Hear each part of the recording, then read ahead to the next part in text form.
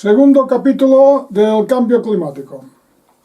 Seguimos con el bote y los tapones porque, como dije, cada vez que introduzcamos una novedad respecto a la teoría oficial que no se cumple o que se silencia, vamos a introducir un tapón. Este capítulo va a tratar del de hoy sobre las causas del cambio climático. El siguiente, el número 3, vamos a analizar la situación actual en que nos encontramos. El número 4, vamos a tratar sobre la acción humana sobre el cambio climático, sobre el clima del planeta. Y el último lo reservo para el análisis de las estelas de los aviones. De manera que vamos con este capítulo, el de hoy. ¿Cuáles son los factores que influyen o que pueden producir un cambio climático? Los más importantes, los culpables, y aquí nombro 5. Aquí los tienen ustedes en pantalla. El primero de todos es el Sol. Segundo, situación astronómica, eje de la Tierra, órbita terrestre, etc. Ya hablaremos. Tercero, tectónica de placas, movimiento de las placas de los continentes, deriva continental, etc. El cuarto, la actividad volcánica, magmática. El quinto, la actividad humana. ¿Cuáles de estos nosotros podemos actuar o podemos modificar o tenemos alguna acción sobre ellos? Pues de los 4 primeros, ni podemos hacer que el Sol ilumine más o ilumine menos, ni hacer que los volcanes funcionen, haya más volcanes o menos volcanes, y que los continentes se muevan o dejen de moverse. Lo único que podemos actuar sobre la actividad de la especie humana. Vamos con el Sol. El Sol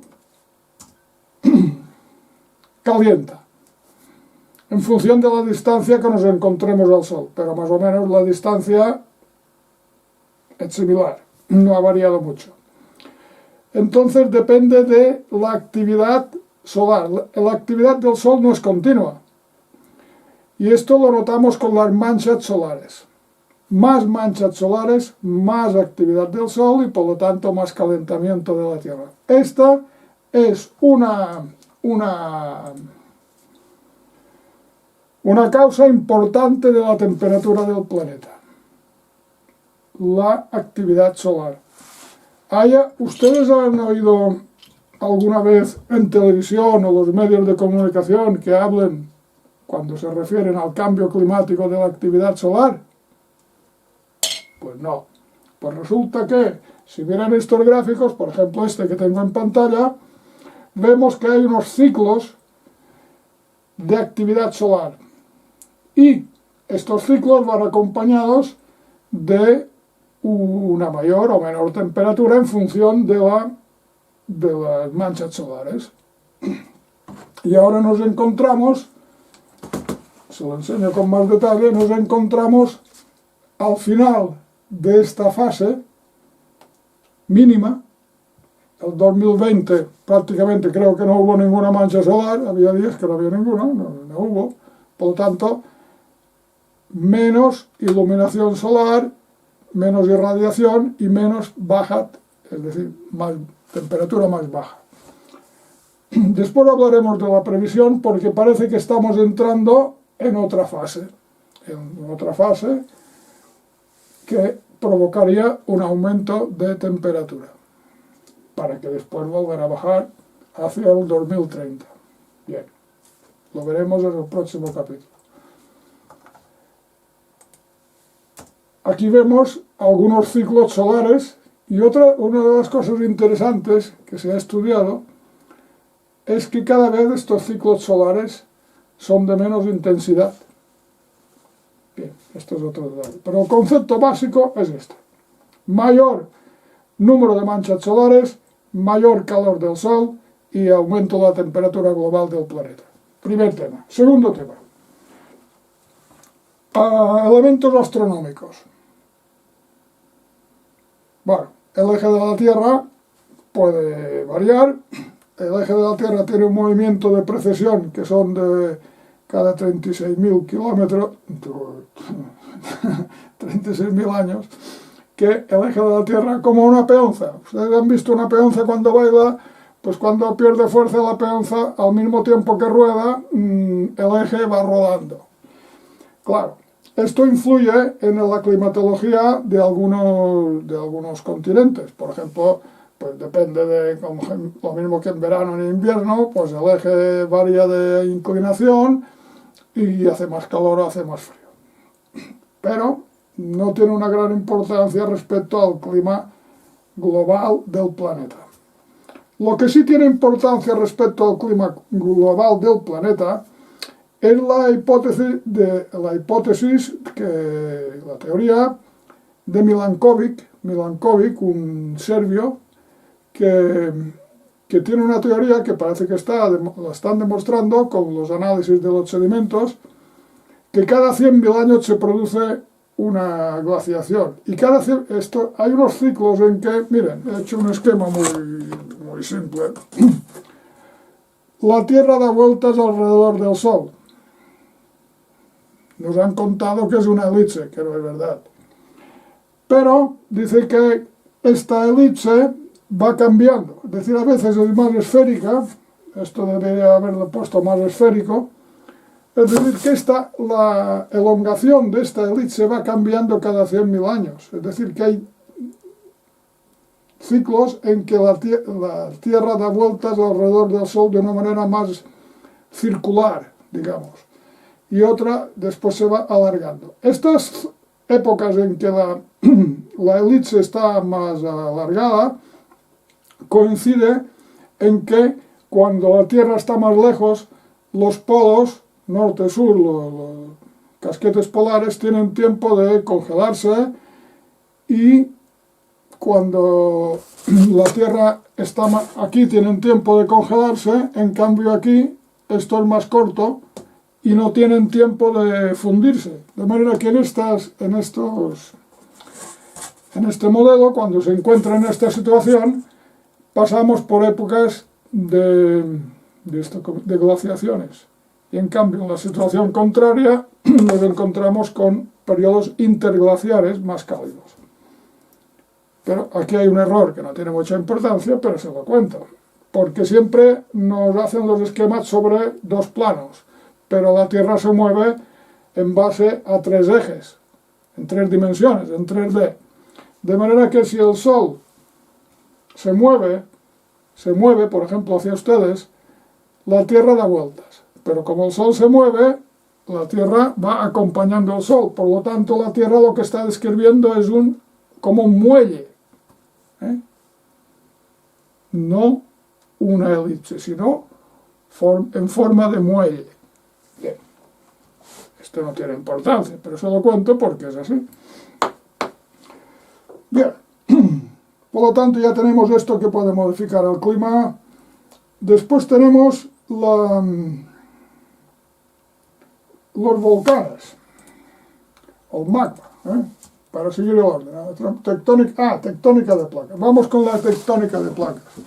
Esto cuando yo estudiaba en el año 62 se empezaba a hablar de la tectónica de placas, y ahora ya es una teoría que la formuló Alfred Wegener, diciendo que los continentes se habían movido. Imagínense ustedes el cacao que se montó y, vamos, de conspiranoico para arriba a este señor lo trataron, y ahora se ha demostrado que es cierto.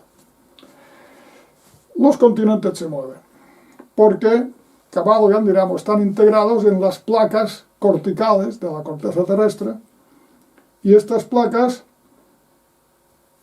la corteza terrestre los continentes tiene un grosor de unos 35 kilómetros, una media, y en los océanos de unos 5 o 6 kilómetros. Piensen que la profundidad del eje terrestre es de unos 6.300 kilómetros, de manera que, como una cáscara de huevo que está resquebrajada, pues estas placas chocan unas con otras, una se mete debajo de otra, se separan, y entonces cuando se separan el magma puede salir por las dorsales oceánicas, por los volcanes, etc. Todo el CO2 que tenemos en este planeta procede de origen magmático. ¿De acuerdo? De origen magmático. Volcanes, dorsales, de magma. ¿Y qué era lo que quería decir ahora? Sí. Entonces los continentes se mueven. Por ejemplo, cuando Colón, si ahora Colón tuviera que hacer el trayecto con las carabelas a América o Sudamérica o el Nuevo Mundo, tardaría más que antes, porque ahora América está separada 10 metros más, porque cada año se está alejando uno de Europa o de África unos 2 centímetros. Pues 500 años por 2 centímetros son 10.000 centímetros. 10.000 centímetros. No, 1.000 centímetros, perdón. 1.000 centímetros son 10 metros. Por lo tanto, como ven, esto es para que se hagan una idea de la velocidad de que hay placas que van más rápidas y otras que van más lentas. Bueno, vamos reduciendo y vamos a lo principal. ¿Qué pasa cuando las placas, que se llama la Pangea, cuando las placas estaban juntas, los continentes estaban uno junto a otro, había un clima más continental, más frío, porque las corrientes oceánicas y el océano no producían el efecto moderador. Cuando, como ahora que los continentes están más separados, el clima en general suele ser más templado. Por lo tanto, tenemos aquí el tercer factor de cambio climático, movimiento de las placas. Este movimiento de las placas va asociado a movimientos de corrientes marinas y esto puede provocar diferentes condiciones climáticas en fragmentos de todo el planeta. Por ejemplo, ahora en Estados Unidos, la costa este tiene un clima diferente de la costa oeste, porque la corriente del Labrador fría va paralela a la costa este. Pero bueno, estos son detalles. Ahora vamos a todo el planeta en conjunto. Entonces tenemos, ya hemos dicho 3, la cuarta sería la actividad volcánica. Ahora vamos otra vez a la actividad volcánica. Que me había anticipado, perdonen ustedes. Todo el CO2 procede de la atmósfera procede de la actividad magmática. ¿De acuerdo? Entonces, ¿nosotros podemos modificar esta actividad magmática? De ninguna manera. ¿Esta actividad magmática ha influido en el clima? Ha influido en el clima. Miren, creo que fue en el año 22, en el año pasado, el volcán este de Unga Tonga. En Unga Tonga hubo un volcán submarino brutal que aumentó un 10% el vapor de agua de la atmósfera. Y cambió en parte el clima.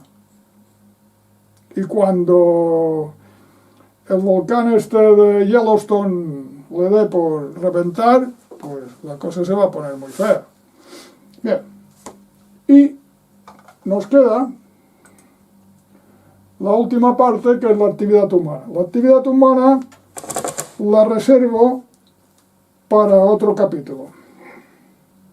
Pero ahora, como nos sobran unos minutos en este vídeo, quiero hacer referencia a una cosa que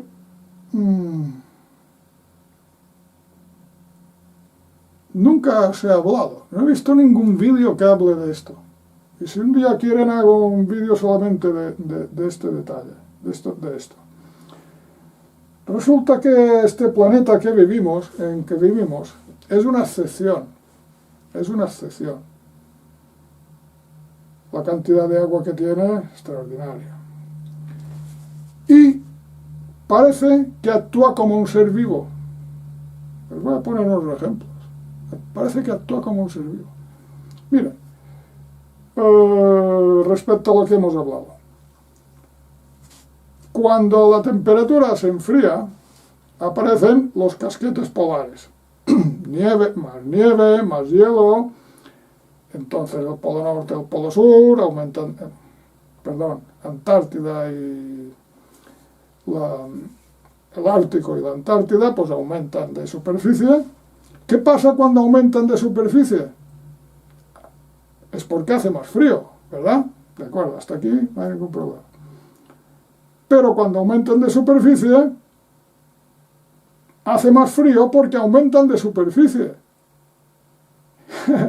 Y porque al tener más superficie, el Sol, sobre una superficie blanca, rebota y no es absorbido el calor. En cambio, el océano, de un color azul oscuro, sí que absorbe más energía. De manera que cuando hay mucho hielo, o sea, la Tierra se enfría porque el hielo aparece porque la Tierra se enfría.